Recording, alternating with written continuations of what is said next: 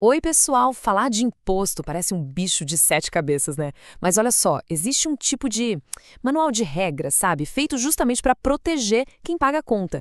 E é esse manual que a gente vai abrir hoje para entender as regras desse jogo aqui no Brasil. Bora lá?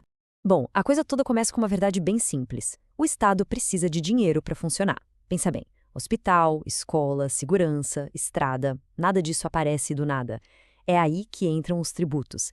Eles são, no fim das contas, o combustível que faz a máquina pública toda girar. Só que, e aqui está o ponto principal: esse poder do Estado de cobrar imposto não é ilimitado. Não é um cheque em branco. A nossa própria Constituição, ela coloca um monte de barreiras, de limites, que a gente chama de princípios. Tudo isso para garantir que a cobrança não seja feita de qualquer jeito, de forma injusta. Beleza, então, quais são essas regras que protegem quem paga o imposto? É isso que a gente vai ver agora. Vamos mergulhar nos princípios mais importantes, aqueles que colocam o Estado e o contribuinte numa balança mais equilibrada. Então, o primeiro grande pilar de tudo isso é a ideia de justiça. A conta tem que ser justa. E o que isso quer dizer?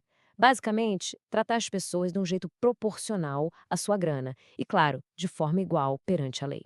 E aí a gente chega no princípio que talvez seja o mais fácil de entender, o da capacidade contributiva. A ideia é bem direta. A Constituição diz que os impostos têm que levar em conta a capacidade econômica de cada um. Ou seja, a regra é clara. Quem pode mais, paga mais. Quem pode menos, paga menos. Simples assim. Mas como isso funciona na vida real? A gente tem basicamente dois jeitos. De um lado, a progressividade. Aqui, a alíquota, que é o percentual do imposto, vai subindo junto com o valor. O imposto de renda é o exemplo clássico, né? Quem ganha mais, paga um percentual maior. Do outro lado, tem a proporcionalidade. Nesse caso, a alíquota é a mesma para todo mundo, não importa o valor. Fica claro que a ideia de quem pode mais, paga mais, aparece com muito mais força na progressividade, né? Mas essa ideia de justiça não para por aí, não. Vamos falar agora do princípio da igualdade, também chamado de isonomia. A regra é: pessoas em situações parecidas têm que ser tratadas do mesmo jeito. Ponto. Não dá para criar um imposto diferente só porque alguém é advogado e o outro é engenheiro, por exemplo. E essa história de igualdade me lembra um caso lá da Roma Antiga. Diz a lenda que o filho do imperador Vespasiano foi reclamar com o pai sobre o imposto que ele criou para o uso de banheiros públicos. Achou meio nojento, sabe?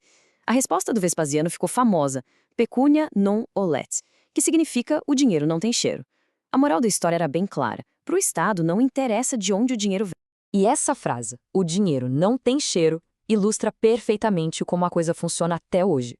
Para a Receita Federal, não importa se a grana veio de um salário certinho ou de uma atividade legal. Se entrou dinheiro, tem que pagar imposto. Pensa só, seria uma baita injustiça cobrar imposto de um trabalhador e deixar quem ganha dinheiro com crime numa boa, né? A lei do imposto, nesse ponto, não quer saber se o ato foi legal ou não.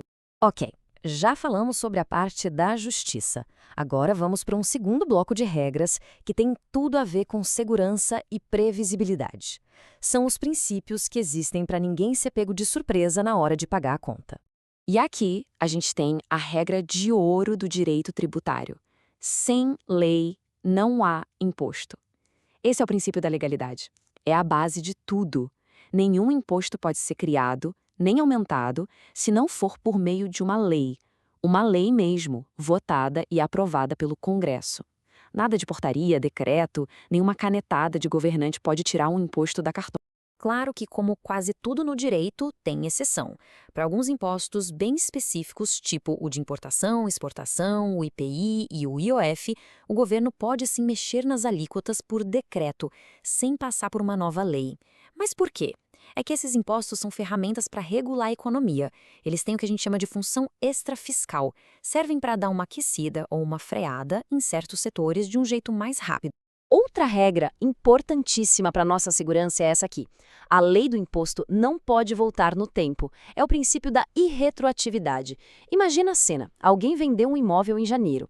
Aí lá em março sai uma lei nova aumentando o imposto dessa venda. Essa lei nova não pode ser aplicada na venda que já aconteceu lá em janeiro. Ela só vale daqui para frente. Isso dá uma previsibilidade, uma segurança gigante.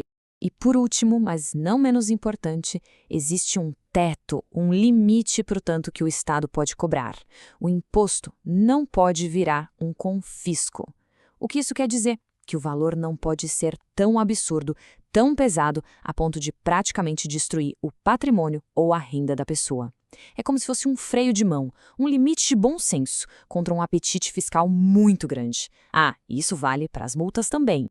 Muito bem, a gente já entendeu as regras sobre justiça e segurança. Mas o Brasil é uma federação, né? Tem União, estados, municípios. Então fica a pergunta: quem pode cobrar o quê?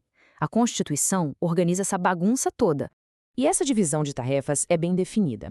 A União, que é o governo federal, cuida dos impostos mais gerais, de alcance nacional, como o imposto de renda e o IPI. Já os estados ficam com o ICMS, aquele sobre as mercadorias, e o IPVA dos carros. E os municípios? Eles cuidam do que está mais perto da gente, no dia a dia da cidade, o IPTU das casas e o ISS dos serviços. Basicamente, cada um no seu quadrado, sem um invadir a área do outro. Então, resumindo a ópera, todas essas regras que a gente viu, capacidade contributiva, igualdade, legalidade, a lei não voltar no tempo, o não confisco, tudo isso forma um verdadeiro escudo de proteção para o contribuinte. Não é só um detalhe técnico, sabe? É a garantia que está na Constituição de que o poder de cobrar impostos vai ser usado de um jeito justo, previsível e, acima de tudo, razoável. E agora que a gente conhece essas regras, fica a reflexão final. Na próxima vez que a gente ouvir falar em reforma tributária, em imposto novo, em aumento de alíquota, a gente já tem as ferramentas para analisar. Peraí, essa mudança leva em conta a capacidade de cada um? Está tratando todo mundo igual? Foi feita por lei? Essas regras não são só teoria de livro, não. Elas são o nosso manual para a gente poder fiscalizar o poder. Valeu e até a próxima.